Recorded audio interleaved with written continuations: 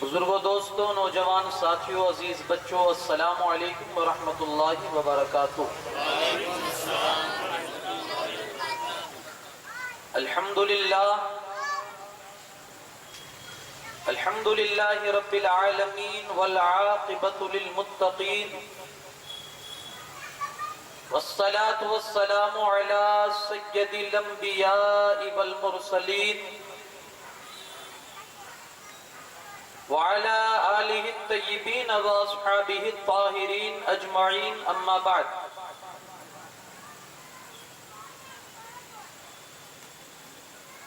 اعوذ باللہ من الشیطان الرجیم، بسم اللہ الرحمن الرحیم۔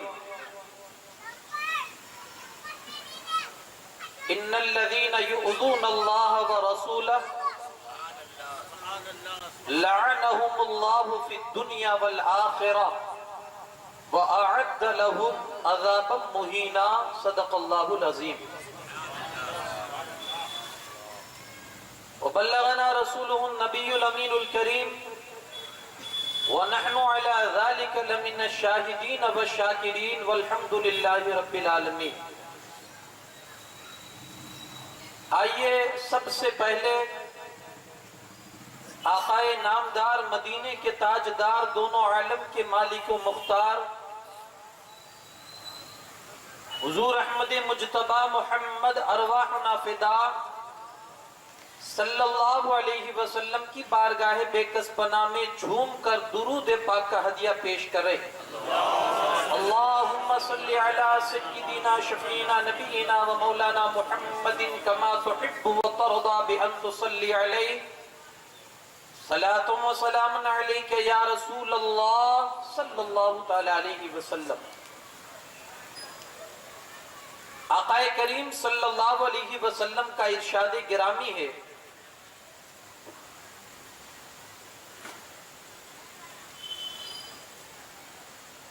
کل قیامت کے دن اللہ کے عرش کے سائے کے سوا کسی چیز کا سایہ نہیں ہوگا، اور وہ سایہ بھی مخصوص جماعت اور مخصوص لوگوں کو حاصل ہوگا۔ سورج سوا نیزے پہ ہوگا، لوگوں کی گرمی اور پسینے کا حال یہ ہوگا کہ اپنے اعمال کے حساب سے لوگ پسینے میں ڈبکیاں لگا رہے ہوں گے، اعمال کے حساب سے۔ اس وقت حضور علیہ السلام فرماتے ہیں کہ 3 بندے ایسے ہوں گے کہ جسے اللہ اس سمے میں ایسے بھیانک ماحول میں اور ایسے خوفناک ماحول میں جب چاروں طرف تپش ہی تپش ہوگی، اللہ 3 بندے ایسے ہوں گے جنہیں عرش کا سایہ عطا فرمائے گا۔ عرض کی گئی حضور وہ 3 بندے ہیں کون؟ فرمایا سب سے پہلا وہ جو میری امت میں سے کسی بندے کی پریشانی کو دور کر دے، دکھیوں کے کام آنا، درد مندوں کے درد کو دور کرنا، کہا یہ جس زندگی میں ہوگا اللہ اس زندگی کو عرش کا سایہ دے گا۔ دوسرا وہ بندہ ہے کہ جس نے میری کسی سنت کو زندہ کیا ہوگا، لوگوں نے مٹا دی، لوگوں نے عمل چھوڑ دیا، لیکن اس بندے نے ایسے ماحول میں اس سنت پر عمل کر کے میری اس سنت کو زندہ کیا، اللہ اسے عرش کا سایہ دے گا۔ بلکہ ایک حدیث میں تو ہے جو مٹی ہوئی سنت کو دوبارہ زندگی دیتا ہے یا زندہ کرتا ہے، اللہ 100 شہیدوں کے برابر اسے ثواب عطا فرماتا ہے۔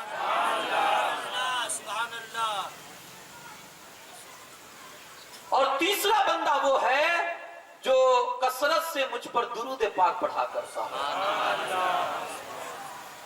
کسی ایک کو تو اپنا لو کہ اللہ پاک عرش کے سائے میں قیامت کے دن جگہ عطا فرما دے۔ تو پورا مجمع جی لگا کر ایک بار درود پاک کا ورد کر دے۔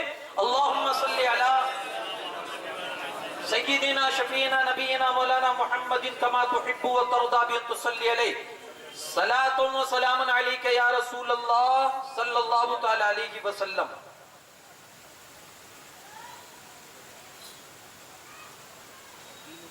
کیا نماز شاہ تھی ارکانی ایمانی کے ساتھ؟ کیا نماز شاہ تھی ارکان ایمانی کے ساتھ؟ دل بھی ہر سجدے میں جھک جاتا تھا پیشانی کے ساتھ. دل بھی ہر سجدے میں جھک جاتا تھا پیشانی کے ساتھ. ان کے آگے دولت دنیا کا ذکر اے ابن سعد. ان کے آگے دولت دنیا کا ذکر اے ابن سعد. کھیلتی تھی جن کی ٹھوکریں تاج سلطانی کے ساتھ. کھیلتی تھی جن کی ٹھوکریں تاج سلطانی کے ساتھ. اور حشر تک زندہ ہے تیرا نام اے ابن رسول. حشر تک زندہ ہے تیرا نام اے ابن رسول. تو نے وہ احسان کیا ہے نوع انسانی کے ساتھ. تو نے وہ احسان کیا ہے نوع انسانی کے ساتھ. اہل بیت پاک کی ہر سانس کو اے مدعی. اہل بیت پاک کی ہر سانس کو اے مدعی. آ ملا کر دیکھ لے آئینہ قرآنی کے ساتھ. آ ملا کر دیکھ لے آئینہ قرآنی کے ساتھ. کاش ہر مومن سمجھ لیتا یہ آسانی کے ساتھ. کاش ہر مومن یہ سمجھ لیتا آسانی کے ساتھ کہ عظمت اسلام کا رشتہ ہے قربانی کے ساتھ. عظمت اسلام کا رشتہ ہے قربانی کے ساتھ. لائے گی دنیا کہاں سے حسین کے جیسا. لائے گی دنیا کہاں سے حسین کے جیسا. فقط حسین ملے گا حسین کے جیسا. فقط حسین ملے گا حسین کے جیسا. قربان یہ حسین سے اسلام بچ گیا. پھر کربلا نہ ہوئی کوئی کربلا کے بعد. قتل حسین اصل میں مرگ یزید ہے. اسلام زندہ ہوتا ہے ہر کربلا کے بعد. جی لگا کر ایک بار اور درود پاک کا ورد کر دے. اللہ رب محمد صلی اللہ علیہ وسلم نحن عباد محمد صلی اللہ علیہ وسلم دائما ابدا ابدا. حضرات جیسا کہ میں نے کل کی گفتگو میں آپ کے سامنے امام علی مقام والا جدہ وعلیہ السلام آپ کی زندگی پاک کے حوالے سے چند مختصر سی باتیں عرض کر کے میں نے داستان کربلا کی وہ شروعات کے جو مرحلے تھے وہ آپ کے سامنے پیش کیے.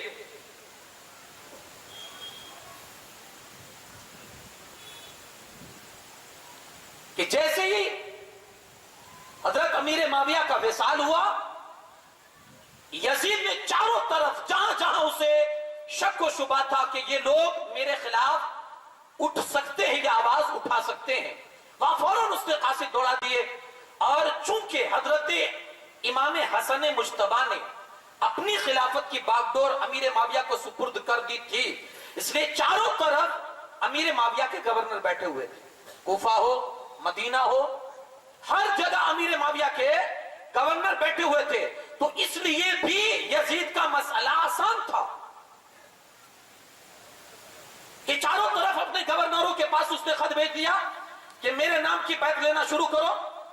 میرے باپ کا انتقال ہو چکا ہے. میرے نام کی بیعت لینا لوگوں کے سے شروع کرو. تو جہاں لوگوں کے اندر ڈر تھا لوگوں نے بیعت کرنی شروع کر دی. لیکن جہاں کے لوگ یزید کی برائیوں پر آگاہ تھے اور انہیں معلوم تھا کہ یہ بد کردار ہے تو انہوں نے پسو پیش کی.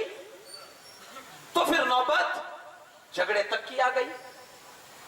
اس میں چند نفوس قدسیہ سر فہرست ہے. عبداللہ ابن عمر, عبداللہ ابن عباس, عبداللہ ابن زبیر, امام حسین رضی اللہ تعالیٰ. یہ چند نفوس قدسیہ ایسی ہے جنہوں نے برجستہ آپ نے انکار کر دیا کہ نہیں یہ ایسے بد کردار اور جفا شکار آدمی کے سامنے, شیار آدمی کے سامنے ہم اس کے ہاتھ پر بیعت نہیں کر سکتے.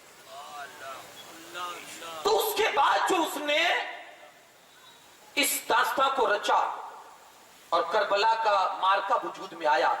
آپ بارہا سنتے چلے آئے ہیں کہ کس طرح سے ظالم نے ظلم کی حد کر دی اور ایسی رقت انگیز داستان اتہاس کے پنوں پہ لکھ ڈالی کہ رہتی دنیا تک جب بھی کوئی اس تاریخ کو پڑھے گا یا سنے گا تو اس کے آنسو رکنے نہیں پائیں گے.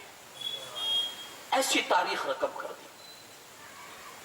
میں نے آیت کریمہ جو آپ کے سامنے تلاوت کی, ان الذین یؤذون اللہ ورسولہ, بے شک وہ لوگ جو اللہ اس کے رسول کو تکلیف دیتے ہیں, اللہ اس کے رسول کو جو تکلیف دیتے ہیں, لعنہم اللہ فی الدنیا والآخرہ, اللہ اور اس کا رسول دنیا اور آخرت میں ان پر لعنت برساتے ہیں.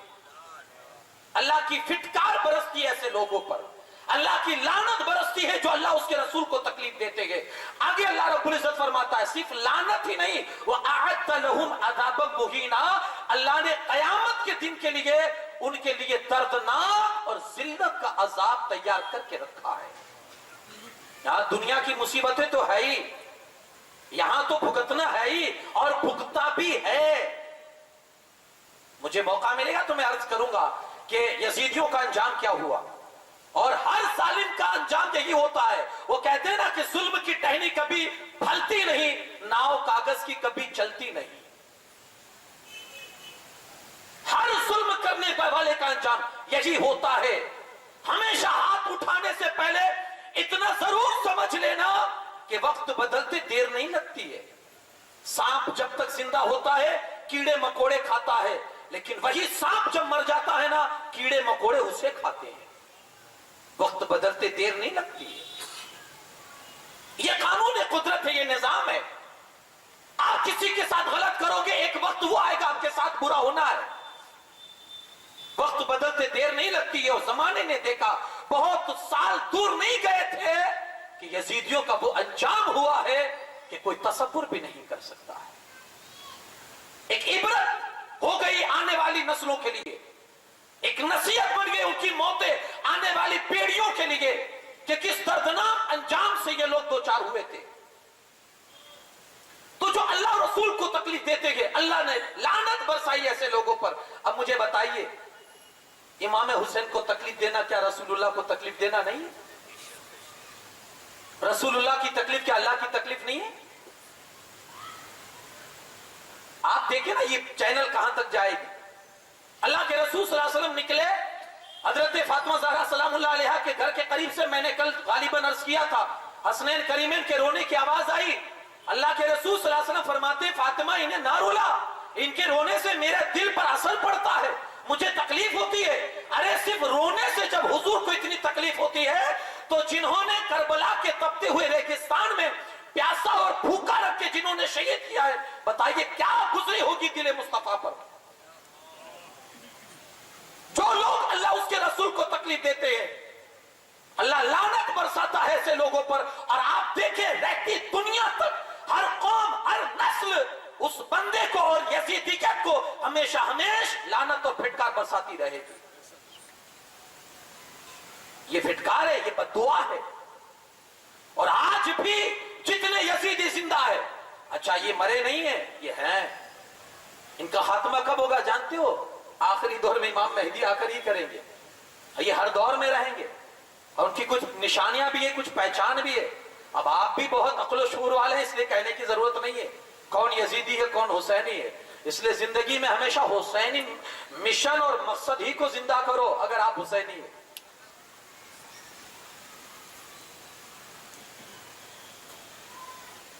میرے آقا حسین نے جس علم کو اٹھایا تھا, میں آپ سے پوچھنا چاہتا ہوں امام حسین یزید کے سامنے کیوں ڈٹ گئے؟ آپ کو معلوم ہے رشتہ داری بھی ہے, دور جا کر آپ دیکھو نا رشتہ داریاں ہیں, پھر بھی امام پاک کیوں ڈٹ گئے یزید کے سامنے؟ کہا نہیں بیعت قبول کریں گے. امام حسین کے سامنے اس کا کردار تھا. وہ کردار کیا تھا؟ آپ حدیث اٹھا کر پڑھیے. یہ یزید کون ہے؟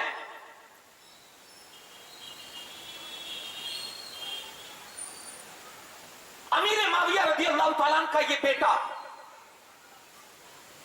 पैदा हुआ, बड़ा भद्दा किस्म का तो उसका जिस्म था, मोटा और बदखुल्क टाइप का, बदसूरत किस्म का उसका एक जिस्म था, और बदकिरदार, जानी, जालिम, आवारा किस्म की सारी बुराइयां उसके अंदर मौजूद थी, बल्कि शराबी भी था। और एक रिवायत में तो यह है कि जब वो मदीना के किसी अतराफ में आया था ना, तो इमाम अली मुकाम इमाम हुसैन ने अपनी नजरों से उसको शराब पीते हुए देखा था।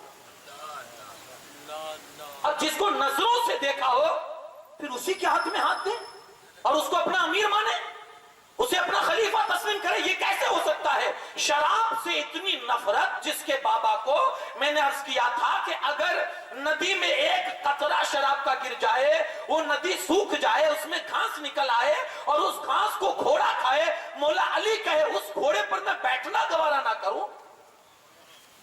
नशे और शराब की इतनी नफरत, तो ये उसी के तो बेटे थे ना, इमाम हुसैन।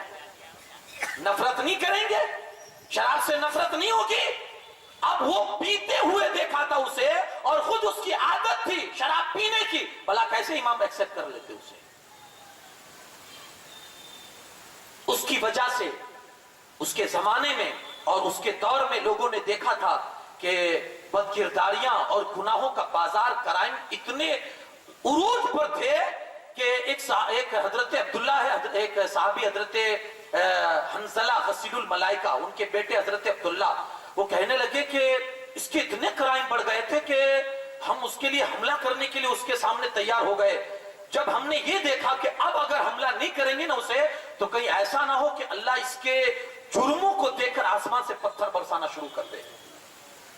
माँ बहन बेटियों के साथ लोग निकाह करते थे, ये तसव्वुर भी कभी होगा? अल्लाह के रसूल सल्लल्लाहु अलैहि वसल्लम का जमाना बहुत दूर नहीं गया, सन 60 की मैं बात करता हूं, सिर्फ 60 साल गुजरे हैं और ये तब्दीली के मां बहन बेटी के साथ निकाह हो रहा है। शराब पर खुलेआम पी जा रही है, नमाजों को लोग छोड़ रहे हैं, मस्तियों के बाजार गर्म किए जा रहे हैं, नाच गाने वालियों को बुलाया जा रहा है।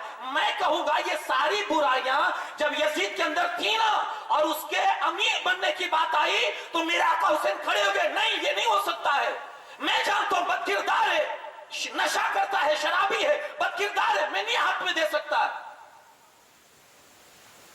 किसके खिलाफ आवाज उठाई? उसके जुर्मों के खिलाफ, उसके क्राइम के खिलाफ।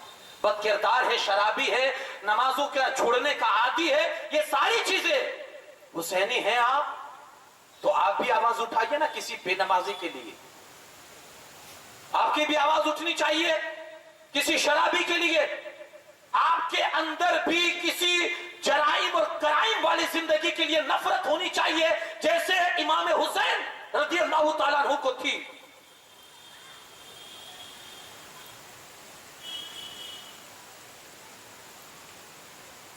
इमाम हुसैन खड़े हुए, उसके खिलाफ के ये कभी नहीं हो सकता है क्योंकि उसका किरदार गलत है। अब वो हकीकत में था ये सा, और हदीस पाक में भी अल्लाह के रसूल सल्लल्लाहु अलैहि वसल्लम फरमाते हैं कि पहला वो बंदा जो सुन्नत को बदलने वाला होगा, वो बनु उमैया का एक लड़का होगा जिसका नाम होगा यजीद। मेरी सुन्नत में तब्दीली डालेगा, मेरी सुन्नत को बदलेगा, वो यजीद होगा।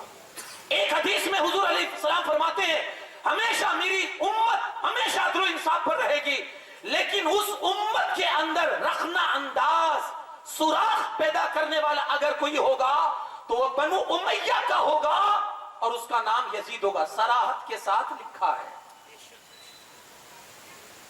बल्कि मैंने हजरत अबू हुरैरा रज़ी अल्लाह तआला अन्हु की एक हदीस पढ़ी। हजरत अबू हुरैरा फरमाते हैं, एक जमाना आएगा कि लोंडों की हुकूमत होगी और वो इस किस्म के अल्लाह हिलाक करेगा उन्हें, उनके लिए बर्बादी हो उस लोंडों की हुकूमतों पर, अल्लाह ने लानत फरमाई है उनके लिए। तो मरवान बैठा हुआ था, हजरत अबू हुरैरा की हदीस सुन रहा था, तो मरवान कहता, हिलाक हो ऐसे लोग कि जिनकी हुकूमत आएगी और वो ऐसे ऐसे जुल्म करेंगे, जफाकारियां करेंगे, हिलाक हो जाए। मरवान कहता है, तो अबू हुरैरा रज़ी अल्लाह तआला अन्हु कहने लगे, अब मरवान मुझे मालूम है उनके नाम भी मैं बता सकता हूं, लेकिन मैं नहीं बताऊंगा किसका बेटा है, کس کا باپ ہوگا, کس کا بیٹا ہوگا کہ جس کے آنے کی وجہ سے وہ ظلم عام ہوگا. تو یہ ابو ہریرہ کو ساری حقیقتیں معلوم تھی. نبی پاک صلی اللہ علیہ وسلم کے ساتھ بیٹھتے تھے, اسی لیے تو حضرت ابو ہریرہ ایک دعا کرتے تھے, اے اللہ میں تیری پناہ مانگتا ہوں سن 60 ہجری کے فتنوں سے اور لونڈوں کی حکمرانی سے. جب لونڈے حکمراں بن جائیں میں پناہ مانگتا ہوں. اور اللہ نے دعا قبول بھی کی. سن 59 ہجری میں حضرت ابو ہریرہ انتقال کر کے مدینہ میں آپ کی تدفین ہوئی, مدینہ میں دفن ہوئے. سن 59, ایک سال پہلے, کربلا کی داستان سے ایک سال پہلے حضرت ابو ہریرہ مرے. ساری حقیقت معلوم تھی کہ آئے گا یہ اور یہ فتنہ کرے گا. اور اس نے کیا. کتنا فتنہ کیا, صرف امام حسین تک محدود نہیں رہا, آپ کے خاندانی تک نہیں رہا اس کا ظلم, بلکہ میرے بھائیوں کربلا کے اس داستان اور تاریخ کے بعد اس ظالم نے اتنا ظلم اٹھایا کہ مدینہ پر حملہ کیا, مکہ المکرمہ پر حملہ کیا, یہاں تک کہ خانہ کعبہ کی غلاف جلا دی, اس میں جو رکھے ہوئے تبرکات تھے انہیں اس نے نقصان پہنچایا, یہاں تک کہ پورے خانہ کعبہ کو اس نے پتھروں سے بھر دیا, طواف جہاں کرتے ہیں مطاف کو, اور وہاں سے پھر حملہ کرنے کے بعد مدینہ پاک تشریف لایا. یہ پہلے مدینے میں آیا, مدینہ پاک میں اس نے مسجد نبوی کی بے حرمتی کی. 3 دن تک مسجد نبوی میں نماز نہیں کسی نے ادا کر سکی. ہاں ایک بزرگ تھے سعید ابن مسیب, وہ پاگل بن کر مسجد نبوی میں بیٹھے ہوئے تھے اور وہی نماز ادا کرتے تھے, 5 وقتہ اذان دیتے تھے, نماز پڑھتے تھے. وہ خود کہتے ہیں کہ جب بھی 5 وقت اذان کا وقت ہوتا قبر رسول سے اذان کی آواز آتی تھی مجھے. حد کر دی اس نے ظلم کی, انتہا کر دی. اتنے پر بس نہیں کیا میرے بھائیوں, مدینہ شریف کی عورتوں کو اس نے اپنے لشکریوں پر 3 دن حلال کر دیا تھا, اور کئی صحابہ کرام کو, تابعین اعظام کو اس نے شہید کروایا. 10,000 کے قریب مدینہ پاک میں مرے, شہید ہوئے 10,000 کے قریب. کم مظالم نہیں تھے. میرے آقا صلی اللہ علیہ وسلم فرماتے حدیث میں, جس نے مدینے والوں کو تکلیف پہنچائی, جس نے مدینے والوں پر ظلم کیا, اللہ اسے ایسے پگھلا دے گا جیسے پانی میں نمک پگھلتا ہے. کتنی دیر لگتی ہے پگھلنے, اور اللہ نے پگھلا بھی دیا. کیا انجام ہوا یزید کا, کیسی دردناک موت مرا. کربلا کی تاریخ کے کچھ سال کے بعد ہی بیماری میں مبتلا ہوا, آنتوں کی بیماری. اندرونی جتنا اس کا جو اندرونی فیکٹری تھی ساری خراب ہو گئی, آنتیں سڑ گئی, اندر سے بیڈ اسمیل, بدبو آنی شروع ہو گئی, اور ایسی بدبو کہ کوئی پاس بیٹھنا پسند نہیں کرتا تھا. اس نے اپنے بیٹے کو بلایا, اور بلانے کے بعد کہتا ہے کہ بیٹا لگتا ہے اب میں زندہ نہیں رہوں گا, اور میں اپنی یہ حکومت میں تیرے ذمے سونپ کر جا رہا ہوں. تو بیٹا جو تھا نا بڑا باحیا قسم کا تھا, کھڑا ہو جاتا ہے, ابا جس تخت اور تاج پر آل نبی کی خون کے دھبے ہو, ایسی حکومت اور ایسی سلطنت کو میں ٹھوکر مارتا ہوں. اس نے قبول نہیں کی, اور یہ کہتے ہوئے نکل گیا کہ تمہیں ہلاکت ہو کہ تم نے اس چند دن کی حکومت کے لیے آل نبی کے خون کی ذمہ داری اپنے اوپر لے لی. اللہ ہلاک کرے تمہیں. جب بیٹے کا تانا باپ نے یہ سنا نا, باپ کو بیٹا تانا مارے, زمین نکل گئی قدموں سے, اور چیخیں مارنے لگا کہ یہ میں نے کیا غضب کر دیا. چیخیں مارنے, میری اولاد میری برائی کر رہے. پھر اس کے اندرونی جو سسٹم تھی وہ اور بھی اس میں خرابی شروع ہو گئی, بدبو شروع ہو گئی. یہاں تک کہ جب مر گیا نا, کوئی دفنانے کے لیے اس کو قریب نہیں جاتا, یہاں تک کہ گڈھا کھود کے ایک جگہ ڈال دیا. اس کی قبر کے بارے میں کہتے ہیں کہ قبرستان جو ہے دمشق میں قبرستان, تو باب الصغیر کے سامنے راستے پر وہاں اس کی قبر بنی ہوئی ہے, جہاں لوگ کوڑا کرکٹ ڈالا کرتے تھے, گندگی ڈالا کرتے تھے, وہی اس کی قبر بنی. پھر اس کے بعد لوگ وہاں پتھر پھینکتے تھے. اب ان کی نیت کیا ہوگی پتھر پھینکنے کی؟ ظاہر سی بات ہے کہ امام کا قاتل ہے تو لوگ تھوڑی چھوڑیں گے, بھلے مر چکا ہے. ارے جب آپ ہم نہیں چھوڑتے آج, تو وہ تو زمانہ قریب تھا, وہ کیسے چھوڑیں گے جن کو قبر کا نشان معلوم تھا؟ ہم کو معلوم ہو تو وہ کھیڑ کر پھینک دیں ہمارے بھائی تو کیسے چھوڑیں گے؟ وہ گئے پتھر پھینکتے تھے, یہاں تک کہ ڈھیر ہو گیا. پھر اس کے بعد وہ ساری چیزیں صاف کر کے وہاں شیشہ اور لوہا پگھلانے کی ایک بھٹی ڈال دی لوگوں نے. آج بھی وہاں بھٹی بنی ہوئی ہے اور روزانہ اس کی قبر پر آگ سلگائی جاتی ہے اور روز وہ جہنم کی آگ میں پہنچنے سے پہلے اللہ نے دنیا ہی میں اس کو آگ میں ڈال دیا، جلتا رہے قیامت تک۔ یہ اللہ کی طرف سے ایک سسٹم، ایک نظام ہے۔ ایک روایت میں یہ بھی ہے کہ کسی رومی نسل کسی عورت پر فریفتہ ہو گیا تھا اور بار بار اسے تنگ کرتا تھا۔ اس کے باپ نے بیٹی سے کہا بیٹی اب اس سے چھٹکارا کیسے حاصل کیا جائے؟ تو کہتی ابا اگر آپ کی اجازت ہو تو میں ایک حربہ استعمال کروں کا کر۔ تو اس نے یزید کو ایک دن بلایا اشارہ کر کے کہ کل فلاں جگہ مجھے ملنا اور اکیلے آنا، کسی کو ساتھ میں لے کر مت آنا، ہم گھومنے کے لیے جانا چاہتے ہیں جنگل میں۔ کہا ٹھیک ہے۔ تو نکلے دونوں، لشکر والوں کو اس نے پیچھے چھوڑ دیا، اپنے تنہا آیا، عورت یہ لڑکی بھی ساتھ میں نکلی۔ دور علاقے میں جنگل میں جب چلے گئے تو اس نے شراب دیا اور اتنا شراب پلایا کو بالکل بدمست ہو گیا۔ جب بالکل بدمست ہو گیا تو یہ سینے پر چڑھ کے کھڑی ہو گئی اور کہتی ہے ظالم جب اپنے نبی کے نواسے کا نہیں ہوا تو میرا کیا ہوگا؟ سینے پر چڑھ گئی اور اتنے وار کیے کہ جب تک ختم نہیں ہو گیا مارتی رہی، پھر وہیں اس کا لاشا چھوڑا اور چلی آئی، یہاں تک کہ اس کے لشکری ڈھونڈتے رہ گئے۔ 2 یا 3 دن کے بعد جب اس کی لاش ملی تو لاش میں سے بدبو پھوٹ رہی تھی، بدبو آ رہی تھی۔ لوگوں نے وہیں گڈھا کھودا اور وہیں اس کو دھکیل کے گڈھے میں اوپر سے مٹی ڈالی اور چلے آئے۔ آج بھی اس کے نام کا، اس کی قبر کے نام کا نشان نہیں ہے، لیکن ان کے سامنے جو آئے تھے اور جنہوں نے شہادت کا مرتبہ حاصل کیا تھا نا، آج بھی ان کا روزہ سنہری انداز میں جگمگا رہا ہے۔ جو اللہ کے نام پر شہید ہوتے ہیں، جو اللہ کے نام پر کٹ جاتے ہیں نا، اللہ پھر انہیں سنوار دیتا ہے، نکھار دیتا ہے، اللہ پھر ان کی نسلوں میں برکتیں دے دیتا ہے۔ آپ دیکھیں نا قدرت کا کیسا نظام ہے، یہ بھیڑ بکریاں بھینسیں کاٹی جاتی ہے نا، لیکن پھر بھی جب بقرعید کا ٹائم آتا ہے نا تو ایک مارکیٹ بھری ہوئی دکھتی ہے، اتنی کاٹی جاتی ہوگی روزانہ، اتنی کاٹی جاتی ہوگی، لیکن جب بقرعید آئے گی تو ایک ریوڑ کی شکل میں آپ کو دکھے گا، ہزاروں کی تعداد میں بکریاں، ہزاروں کی تعداد میں بھینسیں، ہزاروں کی تعداد میں دمبے نظر آتے ہیں نا۔ بچے کتنے دیتے ہیں؟ بھینس 1، بکری بڑھ بڑھ کے 2 سے 3، لیکن پھر بھی اتنی تعداد آپ کو دکھنے ملے گی۔ مجھے بتاؤ ایک کتی کتنے بچے دیتی ہے؟ سور کتنے بچے دیتی ہے؟ 8 8 9 9 10 10۔ کہیں آپ نے ریوڑ دیکھا ہے کتوں کا؟ کہیں آپ نے جماعت دیکھی ہے اس طرح سے سوروں کی؟ یہ جماعت نہیں، وہ حرام ہے نا، وہ اللہ کے نام پر ذبح نہیں ہوتے، اس لیے اللہ نے ان کی نسلوں میں برکت نہیں رکھی ہے۔ اور جو اللہ کی راہ میں ذبح ہوتے ہیں نا، اللہ اس میں دن بدن ترقی کرتا چلا جاتا ہے۔ کربلا کے میدان میں مجھے بتائیے کون واپس آیا تھا؟ میرا امام سجاد، بیمار عابد امام زین العابدین ہی واپس آئے تھے کربلا کے میدان سے۔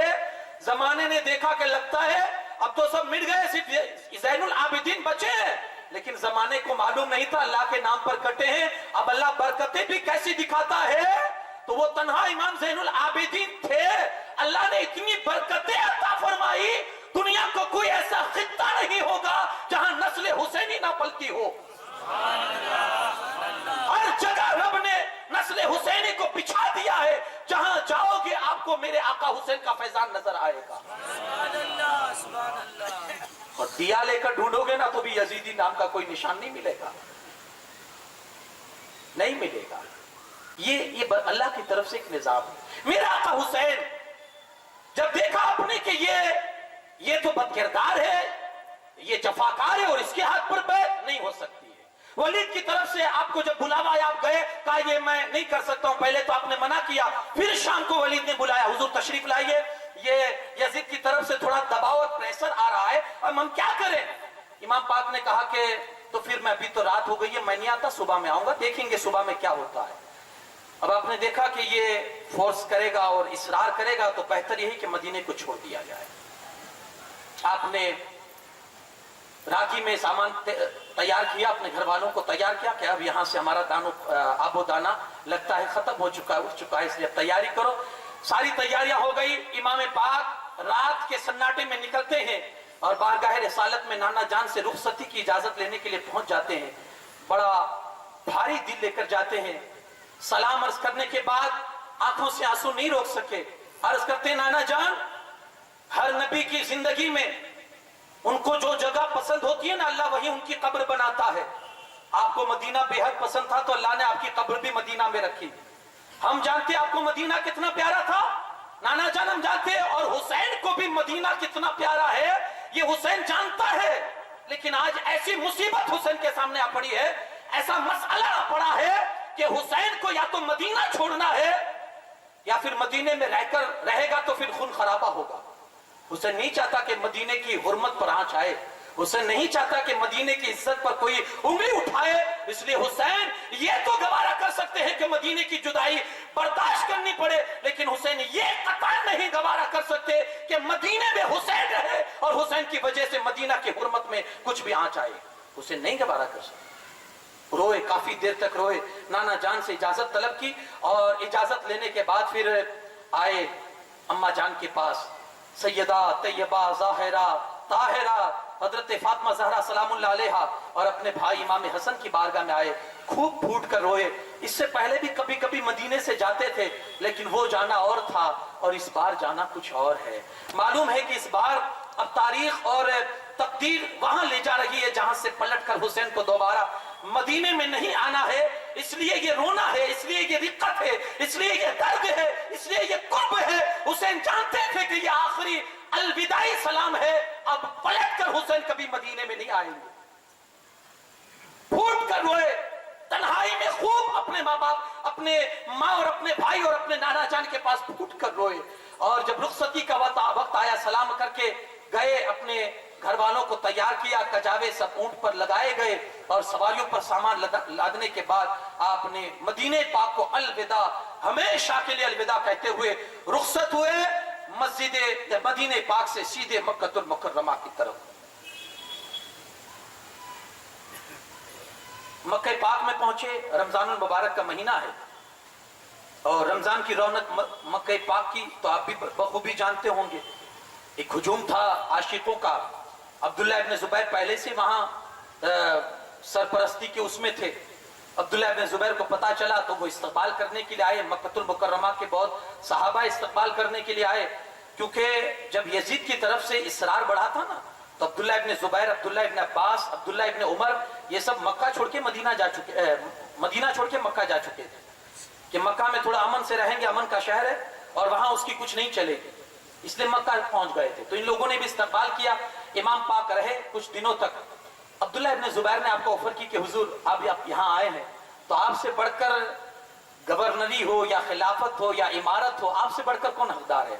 तो हुजूर हाथ बढ़ाइए और हम आपको अपना इमाम बनाने के लिए तैयार है, बस अब हाथ बढ़ाइए। इमाम पाक ने कहा नहीं यार, सुकून से कुछ दिन रहने के लिए आया हूं, दाना पानी उठेगा तो यहां से भी चल पड़ूंगा, कुछ दिन तो सुकून से यहां रहने दो, जिस दिन दाना पानी उठ जाएगा यहां से निकल चलूंगा।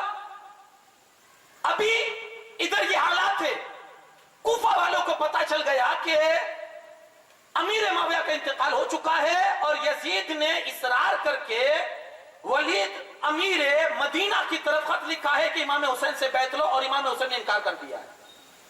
इनको मौका मिल गया, फट से इन्होंने एक मीटिंग बुलाई कूफा के अंदर एक आदमी के घर पर और कहा इमाम पाक को बुलाना चाहिए। और ये लोग कूफा वाले पहले से मौला अली के चाहने वाले थे। जब हजरत अमीर माविया शाम में थे ना, तब भी इन्होंने हजरत इमाम हुसैन को ऑफर की थी, हुजूर आप चले आए, आप इमाम हो तो हमें किसी की इमामत कबूल नहीं है। ये कूफा वालों ने अमीर माविया की जिंदगी में लोगों ने बुलाया था। इमाम ने कहा मेरे भाई ने सुलह की है, मैं इसमें दरार नहीं डालना चाहता, जब तक वो जिंदा है मेरे भाई की बात कायम रहनी चाहिए। मेरे भाई ने कहा है कि वो रहेंगे, उनके मरने के बाद खिलाफत हुसैन के खानदान में आएगी, मैं इस पर अटल हूं। आपने सख्ती से इनकार कर दिया। तो वो लोगों को मौका मिला मीटिंग की, कहा इमाम हुसैन को बुलाना चाहिए। खत लिखा, चंद सिग्नेचर हुई, साइन की और जल्दी से एक आदमी को रवाना किया कि जाओ मक्का और इमाम हुसैन की बारगाह में खत पेश करो। अभी वो खत पहुंचता, इससे पहले 53 लेटर और तैयार हो गए और 3 दिन के अंदर ये सारे खत इमाम पाक की बारगाह में पहुंचा दिए। मतलब यहां से रवाना करते 3 दिन के अंदर इतने खत। इमाम पाक मक्कतुल मुकर्रमा में आपके सामने जब खत आया और उसका मजमून आपने पढ़ा, तो पहले तो आपने कहा कि अब इसका क्या किया जाए। साहबा किराम जो अजिल्ला साहबा थे बड़े बड़े, उनके सामने खत उनको दिखाया तो सबने مشورہ یہی دیا کہ حضور آپ نہیں جانتے آپ کے بابا کے ساتھ ان کا کیا سلوک تھا؟ آپ نہیں جانتے انہوں نے آپ کے بھائی کے مسلح کو کھینچ کر ان کو گرا کر ان کو زخمی کیا ہے؟ اب بھی آپ کو ان پر اعتماد ہے؟ اب بھی آپ کو ان پر بھروسہ ہے؟ امام پاک خاموش ہو گئے، کہا ٹھیک ہے آپ لوگ کہتے تو نہیں، لیکن ایک سلسلہ تھا جو خطوط کا لیٹر کا چالو ہی تھا، قاصد پر قاصد آ رہا ہے، قاصد پر قاصد، یہاں تک کہ ان کے جو خطوط تھے، ان کے جو لیٹرز تھے، ان کے مضامین کچھ اس طرح تھے، حسین آپ نہیں آتے، ہم مجبوراً ان کے ہاتھ میں بیعت کریں۔ ایک طرف ہم آپ کو کہہ رہے ہیں کہ وہ بدکردار ہے، وہ جفاکار ہے، وہ گنہگار ہے، وہ کرائم سے پورا لگا ہوا ہے، اور ایک طرف آپ کی مقدس ذات ہے، ہم آپ کی پسند میں ہیں اور آپ نہیں آ رہے، ہم آپ کو دعوت دے رہے ہیں، ہم آپ کو ساتھ دینے کا وعدہ کر رہے ہیں، پھر بھی آپ نہیں آ رہے، تو آپ کیا چاہتے ہیں کہ ہم ان کا ساتھ دے دیں، اس کے ہاتھ پر بیعت کر لیں؟ جب یہ اس طرح کا جب مضمون آیا نا خط میں، تو امام پاک کہنے لگے اب اس کا جواب تمہارے پاس کیا ہے؟ کہا حضور ہم تو آپ کو یہ مشورہ دیں گے مت جائیے۔ آپ نے کہا ٹھیک ہے آپ کی تسلی کے لیے آپ لوگ اصرار کرتے ہو تو میں نہیں جاتا، اپنے بھائی امام مسلم کو بھیج دیتا ہوں۔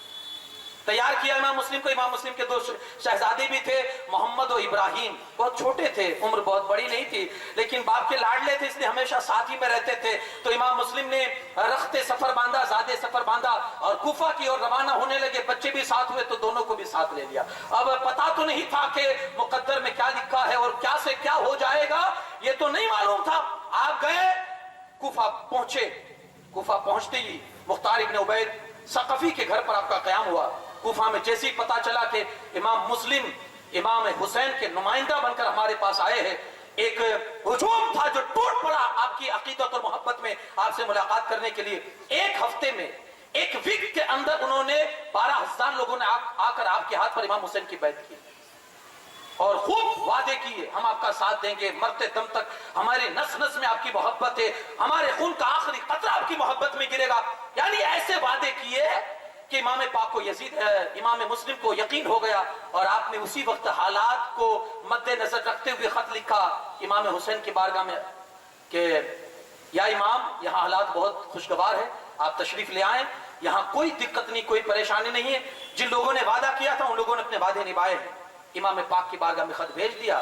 ادھر اس وقت وہاں کوفہ میں نعمان بن بشیر گورنر تھے، بڑے نرم مزاج کے آدمی تھے، انہوں نے جب حالات بدلتے دیکھے نا، وہ یزید کی طرف سے گورنر تھے، انہوں نے حالات بدلتے دیکھے تو انہوں نے ایک دن مسجد میں جمع ہو کر جمعہ مسجد میں اعلان کیا، خطبہ دیا، اے لوگو اس طرح حالات مت بدلو، یزید کو اطلاع ہوگی تو تم نہیں جانتے وہ تمہارے ساتھ کیا سلوک کرے گا، تمہیں معلوم ہے کہ اسے اس خاندان سے کتنی نفرت ہے، پھر بھی تم ان کا سپورٹ کرتے ہو، میں ان کا دشمن نہیں ہوں لیکن یار میں یزید کے فتنے سے ڈرتا ہوں اور تمہیں ڈراتا ہوں، باز آ جاؤ یار، رہنے دو۔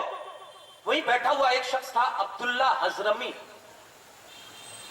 یہ کھڑا ہوتا ہے اور کہتا ہے نعمان یہ اتنی نرمی سے بات کرو گے تو کچھ نہیں ہوگا، سختی سے پیش آؤ۔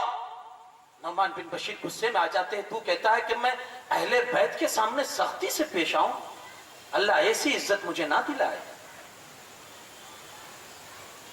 اس سے بہتر تو میں ذلت گوارا کر لوں گا، مر جاؤں گا، لیکن ایسی عزتیں مجھے نہیں چاہیے جو اہل بیت کے مقابل میں آ کر جو مجھے ملے، ایسی عزت کا میں طلبگار نہیں ہوں۔ اب اس نے کیا کیا، نعمان بن بشیر نے جب جواب نہیں دیا اس کو صحیح سے، تو عبداللہ حضرمی نے جیسی مسجد سے نکلا فوراً خط لکھا یزید کے پاس، اور عمر ابن سعد نے بھی کچھ خط لکھا اور ایک دوسرا تھا، تینوں نے خط لکھے دمشق یزید کے پاس کہ یہاں حالات بدل رہے، امام مسلم یہاں آ چکے ہیں، کئی ہزار لوگوں نے ان کے ہاتھ پر بیعت کر لی امام حسین کی، اور اگر تو نے پکڑ نہ کی، ادھر دیکھ ریکھ نہ کی تو کوفہ تیرے ہاتھ سے جا سکتا ہے، اب تو اپنی دیکھ لے۔ یزید کو فکر ہوئی، فوراً اس نے مجلس شورا جمع کی، کیا کیا جائے؟ لوگوں نے کہا بصرہ قریب میں عبید اللہ ابن زیاد بڑا سخت قسم کا آدمی ہے کہ پتھر بھی پناہ مانگے، کہا اس کو بھیج دینا۔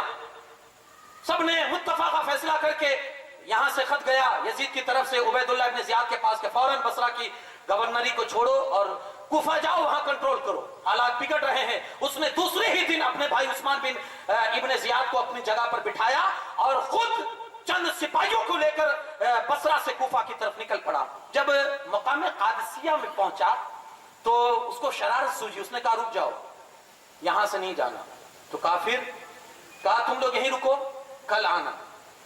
اپنا حجاز کے راستے سے، جو راستہ مدینہ اور مکہ سے آتا ہے نا کوفہ کے اندر، اس راستے پر چلا گیا. مکہ اور مدینہ والوں جیسا لباس پہنا، گھوڑے پر سوار ہو گئے، اپنے سر اپنے چہرے کو ڈھانپ لیا اور کچھ لوگوں کو اپنے پیچھے لے لیا اور مغرب اور عشاء کے درمیان وقت میں وہاں سے نکلا، کوفہ میں داخل ہوا. جیسے کوفہ میں داخل ہوا، کوفہ میں پہلے سے اعلان ہو چکا تھا کہ امام حسین قریب ہمارے بیچ آنے والے، تو لوگوں کو لگا کہ یہ مکہ مکرمہ کے راستے سے آئے ہیں تو امام حسین ہی ہوں گے. تو لوگوں نے نعرے لگائے، مرحبا بک یا ابن رسول اللہ، مرحبا بک ابن رسول اللہ، قدمت مرحبا، قدمت خیر مقدم. نعرے بلند کی لوگوں نے، اے رسول اللہ کے شہزادے مرحبا، آپ کے لیے خوش آمدید ہو، مرحبا ہو. اور جب یہ آواز پورے کوفہ میں گونجی تو سارے لوگ اپنے گھروں سے نکل گئے، یہاں تک کہ اتنا چکا جام ہو گیا کہ ابن زیاد کا جانا مشکل ہو گیا. اسی میں ایک شخص تھا مسلم، وہ آگے آیا اور کہتا ہے لوگوں ابن رسول اللہ نہیں ہے، امیر عبید اللہ ابن زیاد ہے. جیسے عبید اللہ ابن زیاد کا نام لوگوں کے کانوں میں سنا، پہلے سے جانتے تھے کہ کتنا بدبخت ہے. سارے لوگ تتر بٹر ہو گئے، اپنے اپنے گھروں میں گھس گئے، لا حول ولا قوت الا باللہ پڑھتے ہوئے سب بھاگ گئے. چند آدمی بچے، ان کو ساتھ میں لے کر سیدھے گیا گورنر ہاؤس میں. نعمان بن بشیر کو فوراً اسی وقت سسپینڈ کیا کہ آپ کا یہ سسپینڈ نامہ ہے، آپ کو معزول کیا جاتا ہے، آپ جائیے اپنی زندگی گزاریے، اور میں آج سے یہاں کا گورنر ہوں اور میرے ہاتھ میں یزید نے گورنری سونپی ہے. صبح جیسی ہی ہوئی، اس ظالم نے سب سے پہلا کام یہ کیا کہ جو اس گاؤں میں کوفہ میں با اثر لوگ تھے، اثر و رسوخ والے، جن کی کچھ پکڑ تھی، پولیٹیکل لائن میں ہو، دینی لائن میں ہو، جتنے لوگ تھے سب کو بلا کر قید کر کے جیل میں ڈال دیا. سب سے پہلی سازش اس نمرود کی. اس کے بعد لوگوں کو بلاتا ہے اور کہتا ہے لوگوں سنو، میں یزید کی طرف سے گورنر بن کے آیا ہوں کوفہ میں، میری بات مانیے، اگر میری بات نہیں مانی تو اس کا انجام آپ کو بھگتنا ہوگا. جو میری بات مانے گا اس کو انعاموں سے نوازا جائے گا. میری خلاف ورزی کرنے سے اور یزید کے سامنے سر ابھارنے سے انجام کیا ہوگا؟ تمہاری اولاد روئے گی، یاد رکھنا.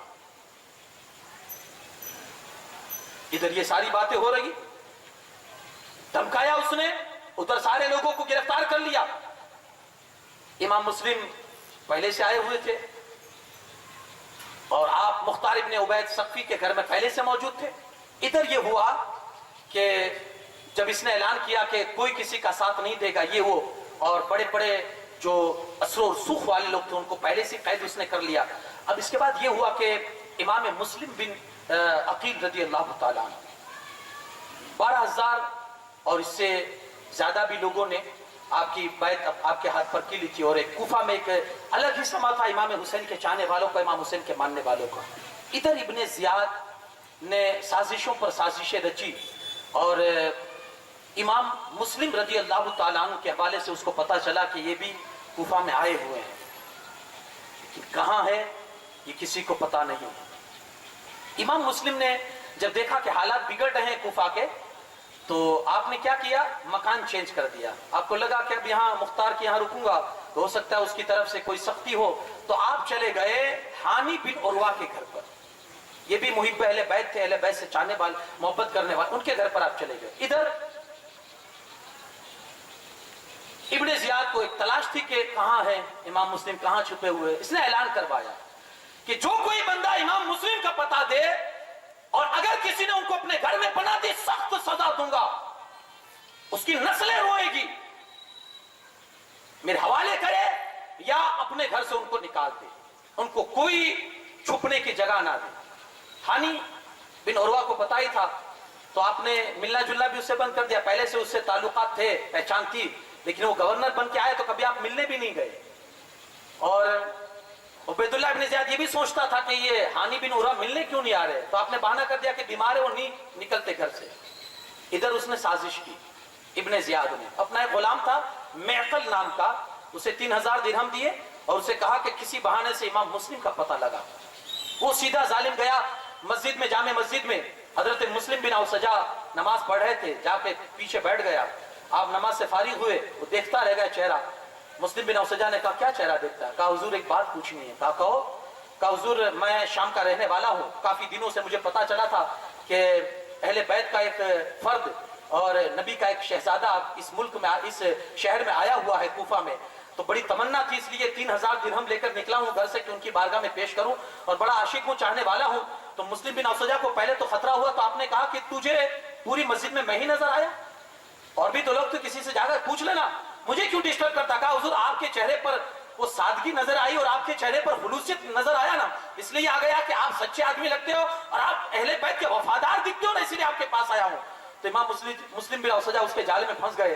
आपने कहा कि तू सही कहता है, मैं अहले बैत का चाहने वाला हूं और उन्हीं के दर के टुकड़े खाने वाला हूं, मैं उनसे मोहब्बत करने वाला हूं, आज चल मैं तुझे ले चलता हूं हजरत इमाम मुस्लिम की बारगाह में। मुस्लिम बिन औसजा उसे लेते हैं और लेने के बाद हजरत हानी बिन उरवा के घर लाते हैं, मिलाते हैं इमाम मुस्लिम से। वो आता है, हाथ पर बैत करता है, सलाम करता है और नजराना पेश करता है। फिर उसके बाद रोजाना का उसका दस्तूर बन चुका था, हर सुबह को आता, इमाम मुस्लिम की बारगाह में बैठता, पूरे दिन के रिपोर्ट लेता और शाम को जाकर इब्ने जियाद के पास पूरी रिपोर्टिंग कर देता था कि ये चल रहा है, उस घर में ये साजिश हो रही है। एक दिन उरवा के, हानी बिन उरवा के पास इब्ने जियाद ने पैगाम भेजा कि मैं आपसे मिलना चाहता हूं, बुलाया अपने पास। तो हानी बिन उरवा बगैर डरे हुए, क्योंकि उनको तो मालूम ही नहीं था कि यहां तक मसला पहुंच चुका है, बगैर डरे हुए ऐसे ही नंगे हाथ चले गए, किसी को लिए बगैर पास गए और सलाम किया, तो उसने जवाब नहीं दिया। तो हानी बिन उरवा कहते यार अजीब मसला है, हमारी पहचान है फिर भी आज जवाब नहीं दे रहे हो। तो कहा दुश्मनों को पनाह देने वालों को हम जवाब नहीं दिया करते, हमारे दुश्मन को घर में पनाह देता है, तेरे घर में हमारे खिलाफ मीटिंगें होती है और हमारे खिलाफ तू बगावतें करने के लिए तेरा घर ये अड्डा बना हुआ है और तू हमसे कहता है कि हम सलाम का जवाब दे। पहले तो हजरत हानी बिन उरवा ने इनकार किया, लेकिन जब उसने मेकल गुलाम को सामने लाकर खड़ा किया तो इमाम हजरत हानी बिन उरवा के जमीन से नीचे से, पैरों के नीचे से जमीन निकल गई। इन्ना लिल्लाहि व इन्ना इलैहि राजिऊन पढ़ा और कहा अल्लाह तुझे गारत करे कि तूने अहले बैत के साथ गद्दारी की। कहा देख इब्ने जियाद, मैंने उनको दावत नहीं दी, अपने घर में बुलाया नहीं है, वो खुद चल के आए थे, तो अब मेहमान बन के आए तो मेहमानों को इस तरह तो नहीं भगाया जाता, और अगर तुझे नहीं मंजूर है तो मुझे भेज, मैं भी जाकर उनको घर से निकाल देता हूं कि आप जाइए अपने रास्ते, हम अपने रास्ते। तो इब्ने जियाद ने कहा वैसे थोड़ी आपको छोड़ूंगा, मेरे हवाले कर अपने दोस्त को, अपने मेहमान को, उसके बाद कोई आगे बात होगी।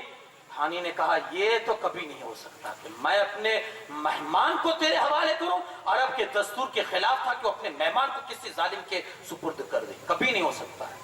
कुछ बातें अरब में बहुत काबिल फख्र बातें थी, मेहमान नवाजी है, मेहमानों की इज्जत करना है, वादे की पाबंदी है, कुछ बातें उनके कुछ इलाकों में और कुछ नस्लों में, कुछ खानदान में बड़ी अहमियत और काबिल फख्र हुआ करती थी। कहा ये कभी नहीं हो सकता है, तो कहा मैं तुझे तकलीफ दूंगा। कहा कितनी दे सकता है, कितनी दे सकता है, तू जितना चाहे तू तकलीफ दे दे, लेकिन ये कभी नहीं हो सकता कि इमाम मुस्लिम को तेरे हत्थे में डाल दूं। गुस्से में आया और खड़ा हुआ, लाठी उठाई और मारना शुरू किया उसने। तो हजरत हानी बिन उरवा ने भी इधर उधर देखा, एक गुलाम के पास तलवार लटकती थी, हाथ मारा तलवार पर, लेकिन उस गुलाम ने तलवार छुड़ा ली। इब्ने ज़ियाद कहता है हानी अब तो तेने अपना खून हमारे ऊपर हलाल कर दिया, अब तो हम तुझे मार सकते हैं, हमें गवर्नर के सामने तू तलवार दिखाता है। लोगों से कहा इसको पकड़ो और जेल में डाल दो। उधर कुफा में बात फैल गई कि हानी मार दिए गए, हानी मार दिए गए। तो उनका जो कबीला था, खानदान था, बड़ा बहुत वसी खानदान था और लोग जंगजू थे उनके खानदान के। जब खानदान वालों ने सुना तो एक लश्कर तैयार करके पूरा हमला करने के लिए तैयार आ गए, पूरे गवर्नर हाउस को घेराव कर लिया। इब्ने ज़ियाद ने देखा कि ये तो काफी लोग आ गए हैं और इनसे लड़ना मुश्किल है, तो इब्ने ज़ियाद ने काजी शुरे को बुलाया और कहा आप जाओ जेल खाने में और हानी बिन उरवा को देख लो सही सलामत है, और उनकी कौम को जाकर कह दो कि हानी जिंदा है, किसी मसलहत के तहत उनको गिरफ्तार किया गया है और चंद दिनों में उनको छोड़ दिया जाएगा। यहाँ ये बात हुई, हानी के पास काजी शुरे गए, हजरत हानी बिन उरवा ने कहा मेरी कौम से जाकर कह दो कि 10 आदमी अंदर आ जाएंगे ना तो अभी मैं छूट जाऊंगा, सिर्फ 10 आदमी। लेकिन काजी शुरे मजबूर थे, इसलिए कि पीछे जासूस लोग खड़े हुए थे और इब्ने ज़ियाद ने उनको इसीलिए भेजा था जासूसों को कि देखना काजी शुरे उनकी कौम के सामने क्या बोलते हैं। तो ये भी मजबूर थे, जाकर कहा लोगों से कि देखो हानी को मैं देख कर आया हूं, जिंदा है और किसी मसलहत के तहत उनको नजरबंद किया गया, आप लोग जा सकते हैं। पूरी फौज चली गई। जब जिंदा सुना तो हजरत अल्लामा सैयद नईमुद्दीन मुरादाबादी लिखते हैं कि एक वक्त वो भी आया था कि इमाम मुस्लिम एक फौज लेकर गवर्नर हाउस का घेराव करके खड़े हो गए थे اور کافی تعداد میں آپ کے پاس لشکر تھا. اگر آپ حملہ بول دیتے نا تو ابن زیاد کی اینٹ سے اینٹ بجا دیتے, اور یہاں تک لکھا ہے کہ وہ فوج اتنی مضبوط ہو جاتی آپ کی کہ پھر آپ دمشق اور شام پر بھی اٹیک کر سکتے تھے اور یزید کا تختہ بھی پلٹ سکتے تھے.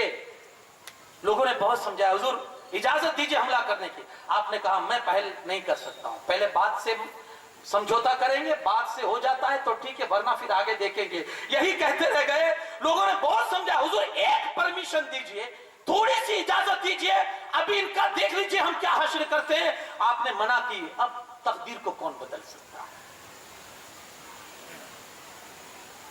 یہاں اس ظالم نے کیا سازش کی ابن زیاد نے, جو بڑے بڑے رئیسوں کو جو پہلے سے اس نے قید کر لیا تھا نا, قوم کے بڑے بڑے سرداروں کو, ان کو لایا چھت پہ, ان کو مجبور کیا اپنے خاندان والوں سے کہو کہ چپ چاپ چلے جائیں, ورنہ تمہیں بھی مار ڈالوں گا, اور تمہارے بعد تمہارے گھر والوں کی وہ شامت آئے گی کہ زمانہ یاد کرے گا. یاد رکھنا, تمہاری عورتوں کو بیوہ کر دوں گا, تمہاری نسلیں برباد کر دوں گا.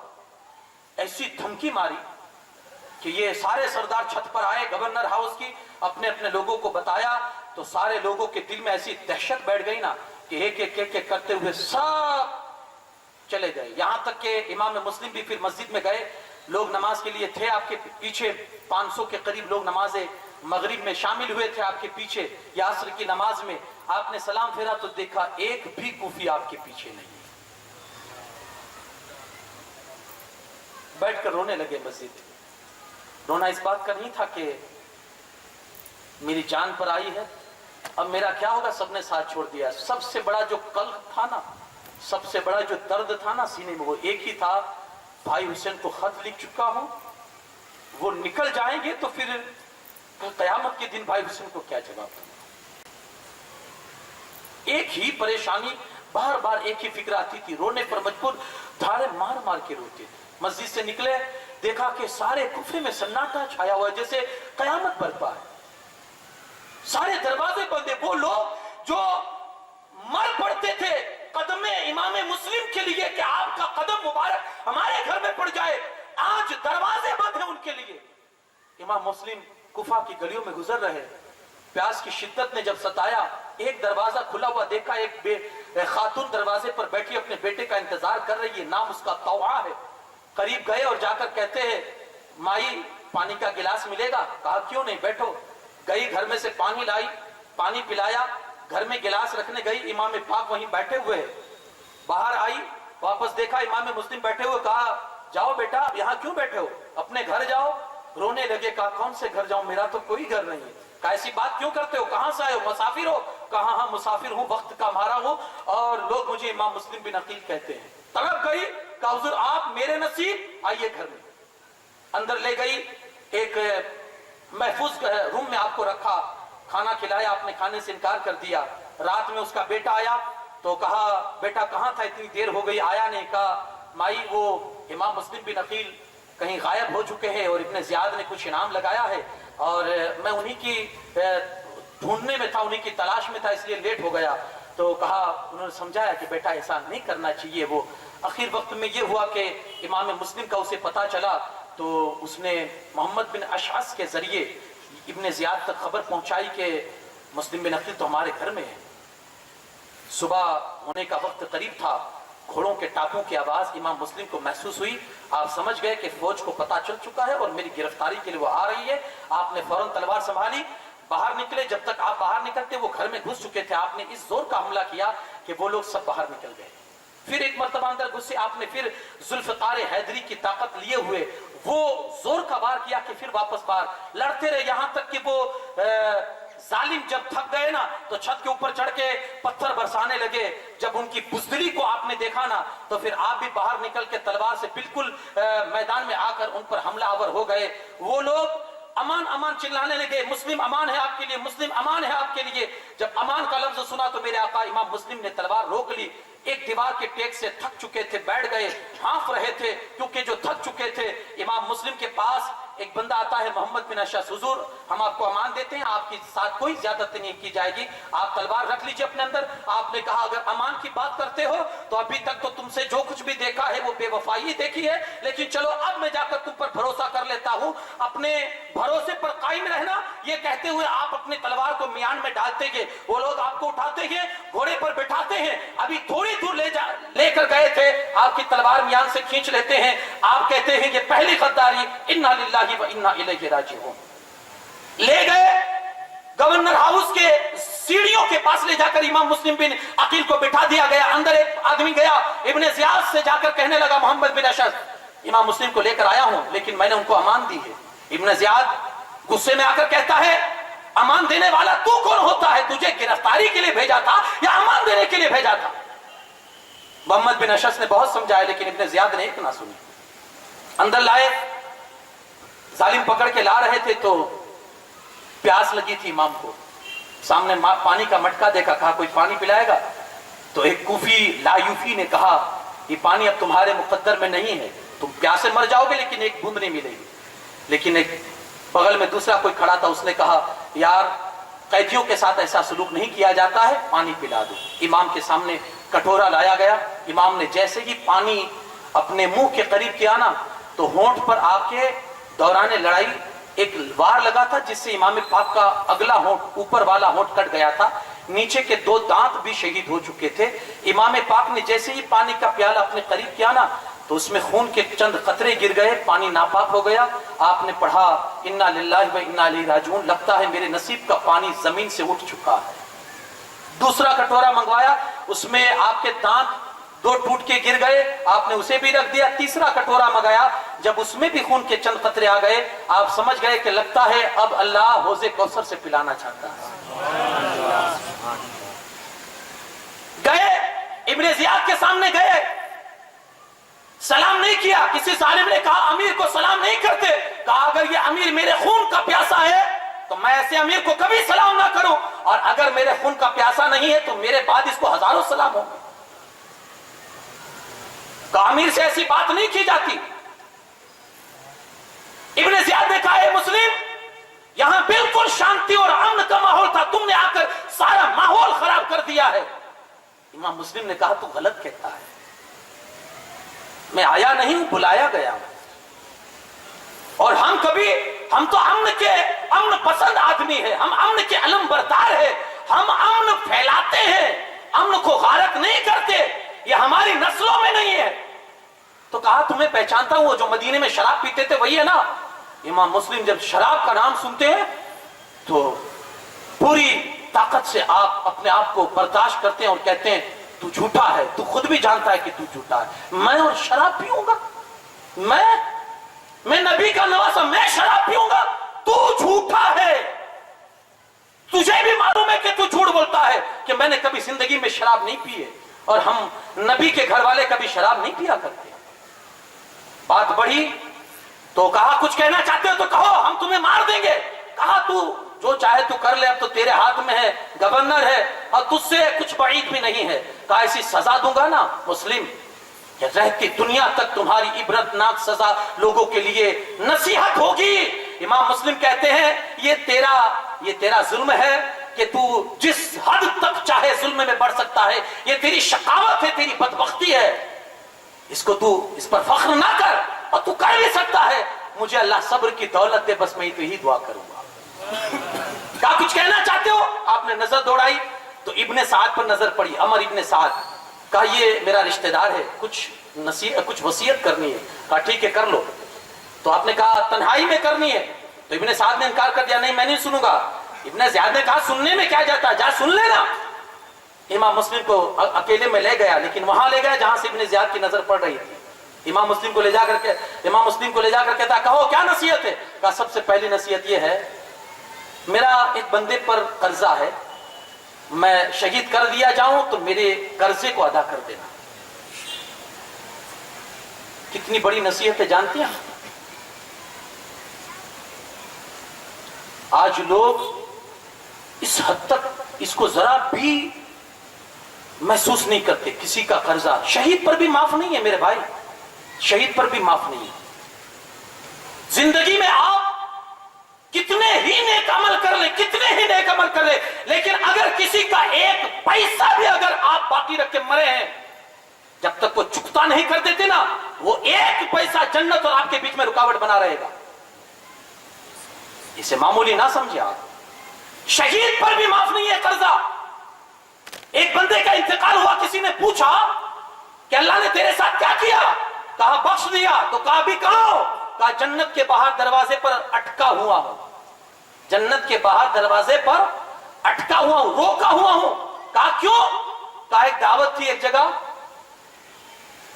तो वहां से दावत खा के आ रहा था, एक औरत मिल गई बूढ़ी, जो बेचारी लकड़ियों का गट्ठा उठा के आ रही थी, उठा नहीं पा रही थी। तो मैंने उसको कहा माई ला मैं उठा लेता हूं। मैंने उसकी मदद की और उसकी लकड़ियों का गट्ठा मैंने उठा लिया। मेरे दांत में कुछ फंस गया था दावत में खाने की वजह से, तो उस माई के लकड़ियों के अंदर से एक टुकड़ा मैंने लकड़ी का तोड़ा और अपने दांत साफ किए। मैंने उस माई से पूछा नहीं और उससे माफ भी नहीं करवाया। आज जब मर गया हूं ना, तो वही लकड़ी का टुकड़ा मेरे और जन्नत के बीच में रुकावट बना हुआ है। किस गुमान में है हम और आप? आज लोग डकार नहीं लेते, लोगों को रोड पे लाकर डकार नहीं लेते। मेरे आका सल्लल्लाहु अलैहि वसल्लम के सामने कोई भी जनाजा लाया जाता, मेरे आका सल्लल्लाहु अलैहि वसल्लम सबसे पहला सवाल करते थे, मरने वाले पर उधारी है किसी की? मरने वाले पर कर्जा है? अगर कहा जाता हां, तो रसूलुल्लाह सल्लल्लाहु अलैहि वसल्लम फरमाते तुम पढ़ लो मैं नहीं पढ़ता, तुम पढ़ लो मैं नहीं पढ़ता। आप उसको मामूली समझते हैं। एक ऐसा ही जनाजा आया, कहा इस पर कर्जा है, लोगों ने कहा हां, कहा मैं नहीं पढ़ता तुम पढ़ लो। मौला अली खड़े हो गए, या रसूलुल्लाह सल्लल्लाहु अलैहि वसल्लम इस बंदे का सारा कर्ज मैं अपने जिम्मे पर लेता हूं। हुजूर आगे बढ़े, हुजूर ने नमाज पढ़ाई और मौला अली को मुबारकबाद दी। बहुत देखी चढ़ाई होगी अपने बाप के नाम पर, बहुत खिलाया होगा अपने अपने माँ बाप और अपने मरहूमीन के नाम पर, लेकिन जिसकी उधारी बाकी है वो चुकताई देख पकाना जरूरी नहीं है। जिस बंदे की उधारी बाकी है ना, वो किसी भी मरहले में माफ नहीं है, उसे चुकता कीजिए, वरना आपका बाप कब्र में सुकून से नहीं रह सकता है जब तक उधारी बाकी है। सबसे पहले मेरे इमाम मुस्लिम को जो वसीयत की, यार आप इमाम हजरत उमर फारूक आजम की जिंदगी देखिए, हजरत सैयदना सिद्दीक अकबर की आप वसीयत पढ़िए, एक ही वसीयत, मेरा कर्जा चुकता कर देना, मेरा कर्जा चुकता कर देना, मेरी उधारी चुकती कर दे। कितना अहम मसला है, खुदारा इसको जरा इसको सीरियस में लीजिए आप। तो इमाम मुस्लिम ने कहा मेरा इतना कर्जा है फलाने आदमी के पास, जरा उसको चुकता कर देना। और दूसरी चीज ये कि ये जब मुझे मार देना तो मेरी लाश को अच्छी तरह से दफन कर देना। तीसरी वसीयत ये की कि मेरे भाई को मैंने खत लिख दिया इमाम हुसैन को, खुदारा किसी आदमी को भेज कर जरा मना कर दे कि वो ना आए, वरना यहां आएंगे तो वो तकलीफ में पड़ जाएंगे। आपने राज की बात उसको कही और उससे कहा किसी से कहना मत। गए इब्ने ज़ियाद के सामने तो वो जालिम पूरी पूरी बातें बक गया।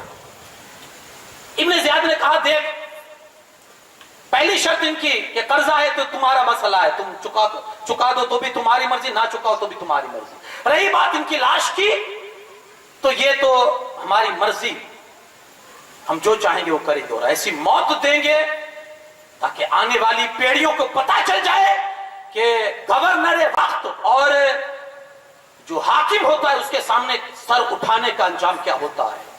इसलिए हम इबरतनाक सजा और मौत उनको देंगे। एक रिवायत में यह भी है कि उसने कहा कि इनको मार देंगे, फिर तुम जानो और इनकी बॉडी जाने, इनकी लाश जाने। और तीसरी वसीयत जो की इमाम हुसैन की, इब्ने ज़ियाद कहता है इमाम हुसैन अगर हमारे सामने आएंगे तो फिर हम उनकी राह में रुकावट बनेंगे, और अगर वो रास्ता चेंज कर लेते तो उनसे हमसे कोई मतलब नहीं। हजरत मुस्लिम रजी अल्लाह तआला अन्हु को उसके बाद कुछ मुकालमा हुआ, आपको गवर्नर हाउस की छत पर ले जाया गया और वहीं से आपके सरे अनवर को आपके तन से जुदा करके آپ کو اوپر گورنر ہاؤس کی چھت ہی سے آپ کو زمین پر پھینک کر اس طرح کی شہادت ہوئی، انا للہ و انا الیہ راجعون۔ قربانیاں بہت سی آپ نے دیکھی ہوگی، اپنے بھائی کے لیے اس طرح کی قربانی ہے نا۔ آج سگے بھائی کے لیے ہم کیا کتنا کرتے ہیں یہ ہم ہی جانتے ہیں، وہاں سگے بھائی نہیں تھے، سگے بھائی نہیں تھے، چچا کے بیٹے تھے، حضرت مسلم، حضرت عقیل کے بیٹے، مولا علی کے بھائی کے بیٹے، اور قربانی بھی کیسی، ساتھ میں گئے تھے، چھوٹے ننھے بچے بھی ساتھ میں گئے تھے۔ ابن زیاد کو پتا چلا کہ امام مسلم اکیلے نہیں آئے، ان کے بچے بھی ہیں، ایک آواز دوڑا دی پورے کوفہ میں، تلاش کرو کہاں ہیں مسلم کے بیٹے۔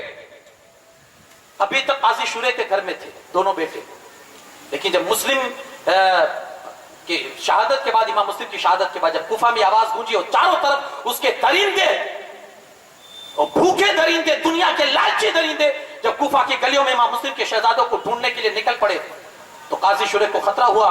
انہوں نے حفاظتی کچھ سامان دے کر اپنے بیٹے کو کہا کہ باب العراقین سے ایک قافلہ ہے جو مدینہ کی طرف جا رہا ہے، تو یہ دونوں بچوں کو اس قافلے کے ساتھ حفاظت کے ساتھ کہہ دو اور ان کو بتا دینا کہ ان کو حفاظت کے ساتھ مدینہ پاک پہنچا دے۔ بیٹا جلدی سے ان کو تیار کر کے لے گیا، لیکن اتفاق دیکھیے کہ قافلہ رخصت ہو چکا تھا۔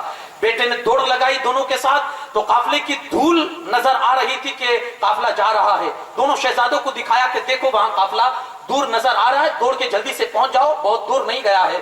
بچے دوڑتے رہے، اتفاق سے قافلہ نظر سے اوجھل ہو گیا، دھول بھی نظر آنی بند ہو گئی، تو پھر بچے راستہ بھول گئے، دوڑتے دوڑتے پھر جہاں سے چلے تھے وہیں کوفہ ہی میں آ گئے۔ ظالموں نے پکڑ لیا، ابن زیاد کی بارگاہ میں پیش کر دیا۔ ابن زیاد نے کہا انہیں جیل میں بند کر دیا جائے، صبح میں یزید کے پاس خط لکھ کر ان کے حوالے سے پوچھوں گا، یزید کا جو حکم ہوگا اس پر عمل کیا جائے گا۔ دونوں شہزادوں کو جیل خانے میں بند کر دیا گیا۔ جیل کا جو داروغہ تھا، مشکور نامی، بڑا اہل بیت سے محبت کرنے والا، رات ہوئی، ترس آ گیا، ترس آ گیا۔ کسی محلے میں بہت زیادہ بھیڑ جمع ہو، کہیں میلہ لگا ہوا ہو، وہاں کسی کا بچہ اگر گم ہو جائے اور رو رہا ہو نا، آپ کا بچہ نہیں بھی ہوگا نا تو آپ کا دل تڑپ جائے گا اس کے رونے کو دیکھ کر۔ دل پر ہاتھ رکھیے، یہ دونوں شہزادے چھوٹے چھوٹے ہیں، کس جگہ ہے؟ آس پاس میں کئی 100 کلومیٹر، جن کا کوئی اپنا نہیں ہے، کوئی اپنا نہیں ہے، اکیلے دونوں شہزادے، اور ان کو معلوم بھی ہے کہ باپ مار دیے گئے۔ چھوٹے بچوں پر کیا گزرے، چیخیں مار مار کے رونے لگے۔ مشکور سے رونا دیکھا نہیں گیا نا، تو اس نے اپنی انگوٹھی نکالی اور کہا یہ انگوٹھی آپ اپنے پاس رکھیے، میرا بھائی وہاں ہے، میں آپ کو قاہرہ کے راستے پر میں لگا دیتا ہوں، وہاں سے وہ آپ کو مدینہ پہنچا دے گا۔ اس طرح کر کے اس نے دونوں شہزادوں کو کچھ سامان دے کر اور یہ انگوٹھی دے کر بھیج دیا اور کہا بیٹا یہ نکلو یہاں سے اور میرا بھائی وہاں تمہاری ہیلپ کر دے گا، تمہیں مدینہ پہنچ دے، ان کو یہ انگوٹھی اس کو دکھا دینا۔ نکلے دونوں شہزادے، رات میں وہ کہتے ہیں نا کہ نصیب میں جو لکھا تھا کہ یہیں کی خاک تھی، یہیں کی مٹی لکھی ہوئی تھی۔ دونوں بچے رات بھر گھومتے رہے، گھومتے گھومتے پھر وہیں کوفہ ہی کے سرحد میں پہنچ گئے۔ صبح کا سویرا نمودار ہوتا ہے، روشنی دکھتی ہے، تو دیکھا کہ جہاں سے چلے تھے وہی ہے۔ ڈر گئے، کانپنے لگے کہ پھر پکڑے جائیں گے، پھر وہ ظالم کے سامنے جائیں گے، پھر وہ گرجے گا، پھر وہ دھمکیاں دے گا، پھر وہ تلواریں دکھائے گا۔ چھوٹے بچے ہیں، ان کے سامنے اگر آپ چھری بھی دکھا دو تو ان کی جان نکل آئے کا کیا ہوگا۔ ایک کھوکھلا درخت تھا، اس کے تنے میں جا کر چھپ گئے کہ کوئی دیکھ نہ لے، یہیں چھپے رہیں گے۔ ایک باندھی آئی پانی بھرنے کے لیے، اس کی نظر پڑی تو دیکھا معصوم سے چہرے ہے، خوبصورت سے چہرے ہے اور چاند جیسا حسن ان کے پاس ہے۔ کہا بیٹے کون ہو شہزادے، یہاں کیا کر رہے ہو؟ کہا مصیبت کے مارے ہیں، مسافر ہے۔ پہچان گئی مسلم کے بچے ہو؟ کہا ہاں۔ کہا چلو چلو اپنے گھر۔ اتنے سہمے ہوئے تھے، اتنے ڈرے ہوئے تھے کہ نہیں، انکار کر دیا کہ نہیں ہم یہیں رہیں گے اور رات میں نکل جائیں گے۔ کہا گھبراؤ نہیں، میری جو مالکن ہے نا وہ بہت آپ سے محبت کرنے والی ہے، وہ اہل بیت کی وفادار ہے، آپ چلو آپ کو کچھ نہیں ہوگا۔ گئی، لے گئی، مالکن کو دکھایا، مالکن خوش ہو گئی اور اتنی خوش ہوئی کہ کہا جاؤ میں نے ان کے لانے کی وجہ سے تجھے آزاد کر دیا، جا تو آزاد ہے۔ لے گئی، کپڑے صاف کیے، چہرے سے گرد صاف کی، بالوں سے گرد صاف کی، کھانا کھلایا، तेल डाला सर में और उन्हें अच्छी तरह से एक रूम में सुला दिया। शौहर रात देर आया, कहा आज पूरा दिन नहीं दिखे, कहां थे? कहा इमाम मुस्लिम के जो 2 बेटे थे वो गुम हो चुके हैं और इब्ने जियाद ने बहुत बड़ा इनाम रखा है तो उन्हीं को ढूंढ रहा हूं। सब क्यों अपनी आखिरत बर्बाद कर रहे हो? नबी के शहजादों को इस तरह से तुम वो करोगे? बहुत समझाया बीवी ने, लेकिन ये दुनिया का कुत्ता, ये लालची कुत्ता नहीं समझा। आंखों पर जो गफलत का पट्टा था और दुनियादारी का ऐसा नशा उस पर सवार था कि उस भूत ने उसको चारों तरफ अजमत अहले बैत को भी नहीं दिखने दिया। कुछ ना सुनी, सोया खाकर। रात में जब दोनों शहजादों ने बाबा का ख्वाब देखा तो धाड़े मार मार के रोने लगे। रोने की आवाज जब उस हारिस के कानों में पड़ती है, वो औरत के, शौहर के, तो कहा ये बच्चों के रोने की आवाज कैसी है? पहले तो औरत ने बहलाया फुसला के कुछ नहीं है, अतराफ से आ रही होगी। कहा नहीं, हमारे घर से आ रही है। उठा चिराग लेकर जाता है, जिस रूम से आवाज आ रही थी उसी रूम में घुसता है। क्या देखता है कि दोनों शहजादे आपस में लिपट कर रो रहे हैं। देखकर खुश हो गया कि यार जिनको पूरा शहर ढूंढ मारा, मरो तो मेरे घर ही में मिले। जालिम दोनों के बालों को पकड़ता है और पकड़ने के बाद इस जोर से खींचता है कि दोनों की चीख निकल जाती है।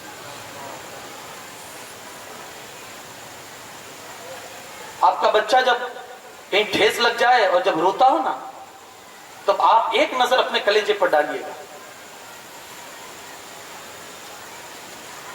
कैसा बदबख्त होगा जो नबी के घर के, नबी के गुलिस्तान के नन्हे से शहजादों को बालों से पकड़कर खींचता है। तमाचे लगाने लगा। औरत आई, कदमों में गिर गई। खुदारा मत मार, सैयदा के लाल है, क्यों सताता है फातिमा को कफन में? 2 फूल तो रहने दे मोहम्मद के चमन में। मत मार, मत मार, फातिमा रोती होगी अपने कफन में। ये हजरत फातिमा के शहजादे हैं, नबी के दुलारे हैं, इन बच्चों पर भी ऐसा जुल्म होता है। एक ना सुनी और रस्सियों में बांध के कस के घर में रख दिया, सुबह होने दो। सुबह हुई, उठाता है दोनों को और खच्चर पर दोनों को लाद कर फुरात की तरफ ले बढ़ता है। वहां जाता है और जाने के बाद कहा आज तुम्हें कत्ल करके वो इनाम इब्ने जियाद से हासिल करूंगा कि दुनिया देखेगी फिर मेरा रुतबा। कत्ल करने की जब बात सुनी, बड़ा भाई आगे आ गया। कहा पहले मुझे कत्ल करो कि मैं अपने छोटे भाई की लाशे को नहीं देख सकूंगा। बचपना है, हमारे और आपके बच्चों में भी ये शऊर और ये दानिशमंदी होती है। इतना प्यार है, कहा मैं नहीं देख सकूंगा, मेरे भाई को ना करो। दोनों आगे बढ़ते हैं। छोटा भाई कभी आगे बढ़ता, भाई आप मेरे भाई हो, आप मेरे रहबर हो, आप मेरे रहनुमा हो, आप मेरे कायद हो, मैं आपको अपने सामने मरता हुआ देखूं, ये मेरी गैरत को गवारा नहीं होगा। आप पीछे हटे आए, ये भले मुझे मार डाले। जब दोनों ने आगे बढ़ते रहे, पीछे हटते रहे, आगे बढ़ते रहे, जालिम कहता है इतना ही शौक है तो चलो दोनों को एक साथ मारता हूं। इस तरह दोनों के सर को तन से जुदा किया। इन्ना लिल्लाहि व इन्ना इलैहि राजिऊन। और दोनों के जिस्म पाक को फुरात में फेंका और दोनों के सर को एक तश्त में रखकर कपड़ा ढक के अपने साथ लेता है और इब्ने जियाद के दरबार में पहले तो घर आता है और कहता है अब इनाम हासिल करूंगा। इब्ने जियाद के दरबार में आता है और आकर कहता है एक कीमती तोहफा तेरे लिए लेकर आया हूं। कहा क्या लेकर आया, दिखा तो सही। कहा तू खुश हो जाएगा। कहा दिखा तो सही, जालिम लेकर क्या आया है। जैसे ही चादर इब्ने जियाद ने हटाई तो क्या देखता है कि इमाम मुस्लिम के शहजादों के सर। गुस्से से बुखला गया इब्ने जियाद। कहा जालिम तुझे मारने का किसने कहा था? मैं तो यजीद को यह लिख चुका हूं खत कि मेरे पास कैद में है, जेल में है। अगर यजीद ने मांग लिया मुझसे दोनों शहजादों को तो मैं कहां से ला कर दूंगा। जालिम तूने मार दिया, अब उसका अंजाम तू भोगा। अपने जालिम जल्लादों से कहता ले जाओ उसे, और वो इबरत की मौत मारो के जमाना याद रखे। ले गए और उस दर्दनाक मौत से उसे दो चार किया कि ना खुदा ही मिला, ना मिसाले सनम, ना इधर के रहे ना उधर के रहे, ना दुनिया ही मिली और ना आखिरत मिली। इस तरह से इमाम मुस्लिम रजी अल्लाह ताला अन्हु के शहजादों को भी शहीद कर दिया गया। किस जुल्म से इन जालिमों ने उनके साथ किस जुल्म का व्यवहार किया है आप देखें ना। अल्लाह के रसूल सल्लल्लाहु अलैहि वसल्लम हदीस पाक में फरमाते हैं जिसने मेरी अहले बैत पर जुल्म किया और उन पर जफा की, उन पर ज्यादती की, अल्लाह उस पर जन्नत को हराम कर देगा। جس نے میری آل پر ظلم کیا، ان پر زیادتیاں کی، اللہ اس کو جنت جہنم واجب کر دے گا اس کے لیے، اللہ واجب۔ جس نے میری آل کو ستایا، کس درجے ستایا کہ نونہالوں کو بھی نہیں چھوڑا یار، جنہوں نے ابھی صبح کی اور دنیا کی وہ خوبصورتی اور بہاریں بھی نہ دیکھی تھی۔ پھول تو 2 دن میں بہاریں جاں فضا دکھلا گئے، افسوس تو اس گنچوں پر ہے جو بن کھلے مرجا گئے۔ جنہوں نے یار جوانی کی رنگینیاں بھی نہیں دیکھی تھی، جنہوں نے یہ بھی نہیں دیکھا تھا کہ بچپن کا بچپنا کیا ہوتا ہے، بچپن کی آزادگی کیا ہوتی ہے، اور انہیں اس بے دردی کے ساتھ شہید کر دیا۔ امام حسن بن بصری کی ایک روایت میں آپ کو سنا کر اپنی گفتگو کو ختم کروں۔ امام حسن بصری کہتے ہیں کہ اگر بائی چانس اگر اللہ نے اپنے فضل سے یزیدیوں کو جنت میں داخل بھی کر دیا، اگر بالفرض مان لو اگر اللہ نے یزیدیوں میں سے کسی کو جنت میں داخل بھی کر دیا، وہ جنت میں چلے بھی گئے، لیکن وہ رسول اللہ کے سامنے کون سا منہ لے کر جائیں گے؟ وہ کیا منہ دکھائیں گے حضور کو؟ جس کے بچوں کو، چھوٹے بچوں کو نہیں چھوڑا، وہ کس منہ سے رسول اللہ کے سامنے جائیں گے؟ پھر حسن بصری اپنی بات لکھتے ہیں کہ اگر میں یزیدیوں کے ساتھ ہوتا نا، اگر میں، حسن بصری کہتے ہیں، اگر میں یزیدیوں کے ساتھ ہوتا اور اگر مجھے اللہ اختیار دیتا کہ جنت میں جانا ہے کہ دوزخ میں جانا ہے، تو حسن بصری اللہ سے کہتا مولا جنت میں نہیں جانا، دوزخ میں ڈال دے، کم سے کم رسول اللہ کا سامنا تو نہ ہو۔ کس منہ سے جائیں گے رسول اللہ کے سامنے؟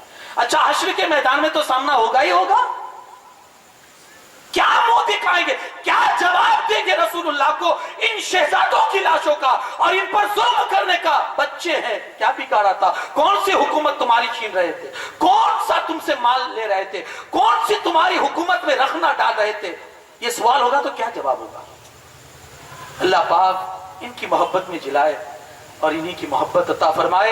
اللہ پاک ان کے غم میں اور ان کی ہمدردی میں، آج جو ہم یہاں جمع ہوئے ہیں، اللہ ان کے غم میں آنا اور ان کی ہمدردی میں بیٹھنا ہمارا قبول فرمائے، اور ان سیدوں کا فیضان ہم پر جاری رکھے، کربلا والوں کے فیضان کو ہم پر جاری اور ساری رکھے، کربلا والوں کی محبت میں جلائے، کربلا والوں کی محبت میں موت نصیب فرمائے۔ وما علینا الا البلاغ۔